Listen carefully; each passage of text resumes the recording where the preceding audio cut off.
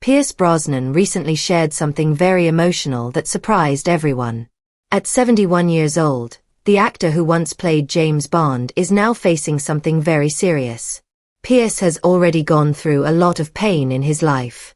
His first wife, Cassandra, died from ovarian cancer at the age of 43. Years later, his daughter Charlotte also died from the same disease when she was only 41. Now, something new has happened that's making him face one of his biggest fears. The man known for playing one of the world's strongest and most fearless spies is now facing a challenge he knows he can't win. And what he's planning to do next has his fans feeling very concerned. Pierce Brosnan was born on May 16, 1953, in a town called Drogheda in Ireland. He was raised in a small and humble family. His father, Thomas, was a carpenter, but he left the family so early that Pierce never got to know him. He couldn't remember what his father looked like or sounded like. It was like he had vanished. Pierce's mother, May, worked as a nurse and did her best to care for him. But in 1957, when Pierce was only 4, she made a very hard decision. She left Ireland and moved to London to work and earn money. Pierce was left behind and was passed from one relative to another. He stayed with his grandparents in Navan for a while, then moved to an uncle and aunt in a place called Trim. Each time he moved, he had to adjust to new rules, new people, and new schools. He always felt like the outsider and never really fit in. He became very quiet and observant, learning to stay in the background and not attract attention. Teachers noticed that he was smart, but he often seemed lost in thought. In 1964, things changed when he was 11. He moved to Scotland to live with his mother again. She had remarried a man named William Carmichael, who worked in a factory. William was kind and patient, and he tried to be a good stepfather. But for Pierce, it was difficult to suddenly have a new man in his life. He was glad to be with his mother, but he also felt confused and angry. William never tried to take the place of Pierce's real father. Instead, he taught him simple things: how to fix things, how to fish, and most importantly, how to trust people again. One day, William took Pierce to the cinema. The movie they watched was Goldfinger, a James Bond film starring Sean Connery. That movie had a huge impact on Pierce. James Bond was everything Pierce wished he could be: strong, confident, and always in control. From that moment, he dreamed of becoming someone like Bond. When he was 16, Pierce made a bold decision. He dropped out of school and joined St. Martin's School of Art in London. He had a deep interest in painting and admired famous artists like Francis Bacon and Lucian Freud. At that time, acting wasn't even on his mind. He survived on very little money, while most of his classmates came from rich families. But he was determined to prove he belonged. Then something unexpected happened. In 1971, while he was still studying art, he wandered into a theatre workshop in South London.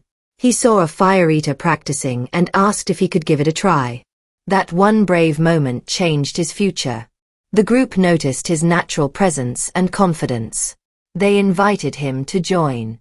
Even though he had never acted before, it just felt right. He later joined the Drama Centre London and trained as an actor from 1973 to 1976. It was a very intense school. Most students dropped out because the training was so difficult. Teachers pushed them to their limits. Pierce worked hard. He studied everything from Shakespeare to mime and circus skills. It was expensive, £1, 200 per year, but he didn't give up.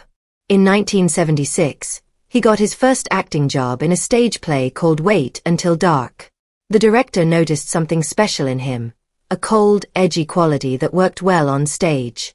A year later, he acted in a difficult play by Tennessee Williams, The Red Devil Battery Sign. Although the play had failed in the US, Pierce's performance in London impressed the critics.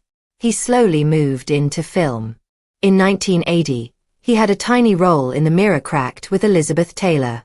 He was on screen for less than 30 seconds and earned just £50. That same year, he had a small role in The Long Good Friday, which later became a cult classic. In 1982, he auditioned for a small part in a TV show called Remington Steele. He was supposed to play a murder victim. But the casting director saw something special and gave him the lead role instead. That changed everything. The show was a big hit. It aired in more than 80 countries and earned millions for NBC. People quickly began saying Pierce should be the next James Bond. The media, fans, and even the Bond producers noticed. He almost got the role in the mid-1980s, but a last-minute contract with NBC stopped him from taking it. Timothy Dalton got the role instead. Pierce was heartbroken, but he kept going. He did movies, commercials, and even played characters who reminded people of Bond. His personal life was full of love and heartbreak too.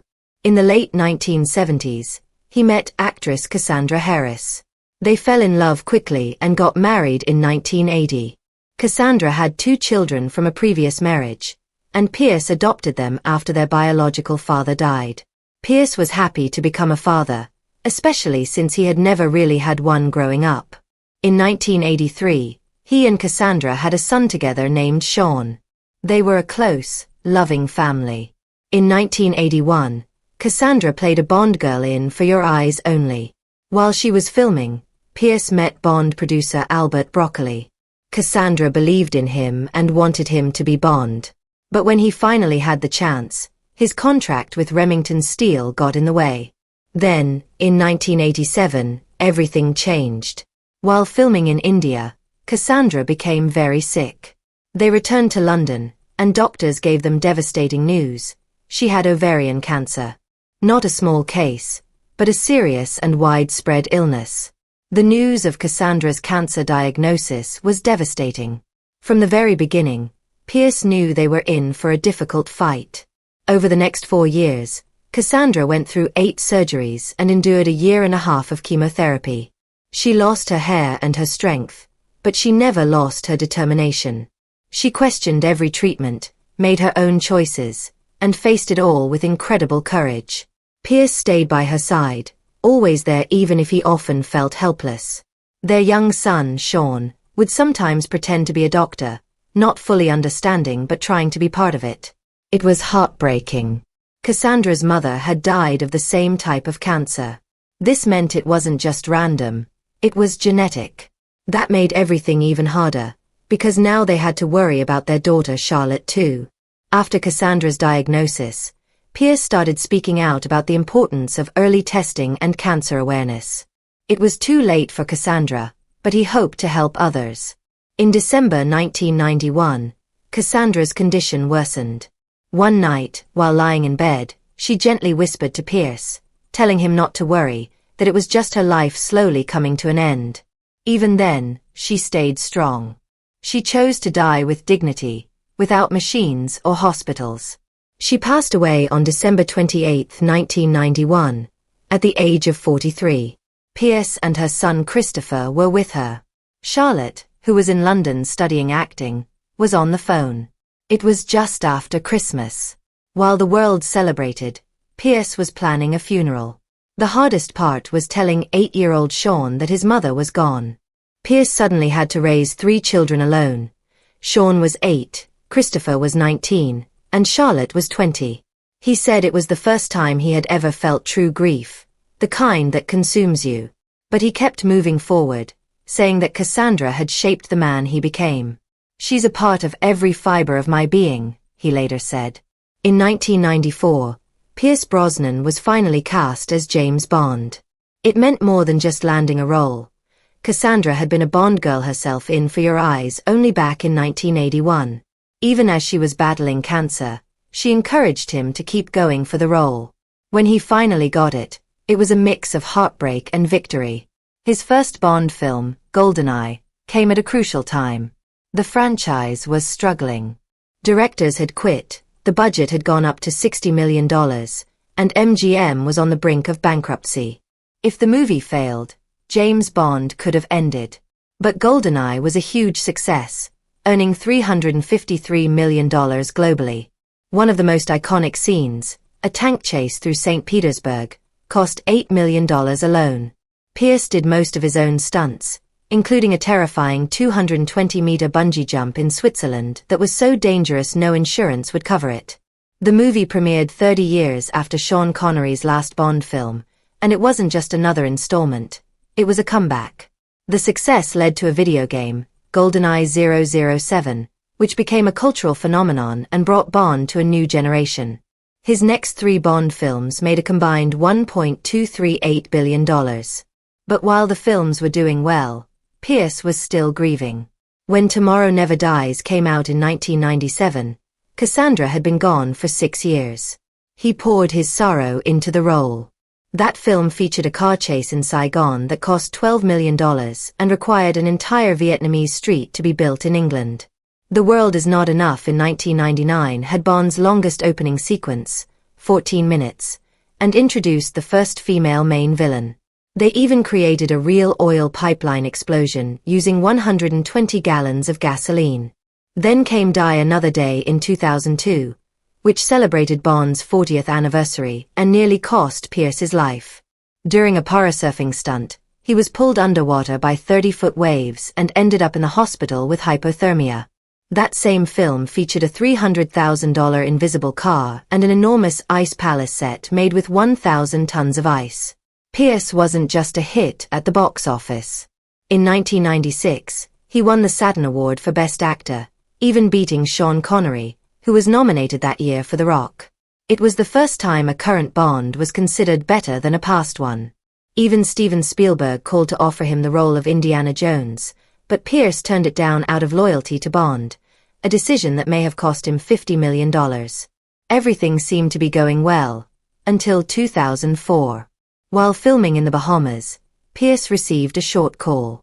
The Bond producers let him go with no warning, no reason, and no kindness. The call lasted just 47 seconds. "You were a great James Bond. Thank you. Goodbye." It was shocking, especially since Die Another Day had been the most successful Bond film ever at the time. Producers had already decided they wanted a younger Bond and waited until he was alone to deliver the news. Within days, 3 movie deals disappeared. His asking price dropped from $12 million to $3 million. He had to let go of staff. He fell into a deep depression. When the trailer for Casino Royale came out, his kids saw him cry. Later, it was revealed that producers had been screen testing other actors for 2 years behind his back. That betrayal hurt more than the firing itself. But something special had happened back in 1994, just before he became Bond. On April 8th at a beach party in Mexico, he met Keely Shaye Smith, a journalist. She wasn't impressed by his fame. She liked him for who he was. They talked until 2 a.m. Within 3 weeks, he flew her to meet his kids. She moved in 6 months later. Their bond was real and strong, and over the years, it became his foundation. They got married in 2001 in Ireland in a $2.3 million ceremony at an ancient abbey. Pierce wore a traditional Irish kilt and cried as he saw Keely walk down the aisle. In 2013, tragedy struck again.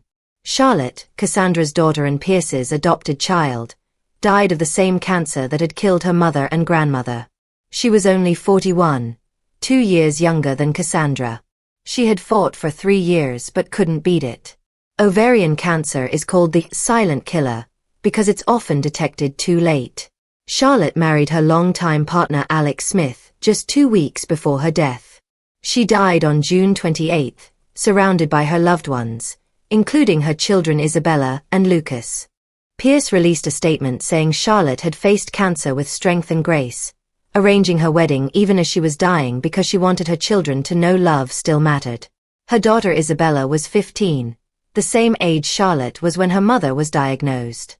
Her son Lucas was 8, the same age Sean was when Cassandra died. The painful repetition of history was almost too much to bear. Pierce once again stepped in to support the family, now as a grieving grandfather. But not all of Charlotte's siblings coped well. Christopher, her brother, struggled after Cassandra's death. He had worked on Pierce's Bond films, but by the late 90s, he was dealing with addiction. He was arrested multiple times and eventually disappeared from the public eye. In 2024, he was seen for the first time in 20 years, alone, looking thin, far from the man he once was. Meanwhile, Keely had faced her own challenges. The media often criticized her for her weight, showing harsh before and after photos. But Pierce publicly defended her, calling her the most beautiful woman in the world. In 2024, Keely lost 100 pounds through walking, swimming, healthy eating, and self-love. She said she was grateful for everything her body had done over the years. That same year, she and Pierce celebrated 23 years of marriage. They had stood strong through grief, scandal, and heartbreak. At their anniversary, Pierce called Keely his North, South, East, and West. She replied that he was the finest person she had ever known. They were recently seen together at George Clooney's Broadway debut, still elegant and supportive of each other. Despite all the loss, Pierce continues to work. In 2022, he played Dr. Fate in Black Adam, bringing a calm strength to the role. At 71, he remains one of Hollywood's coolest and most respected stars. But beyond acting, he has become an activist, serving as a UNICEF ambassador since 2001, working with Greenpeace, protesting nuclear weapons, and raising money for cancer awareness. When Charlotte was sick, he said he would do anything, make any call, beg anyone, just to save her. He couldn't. But he's still fighting to help others.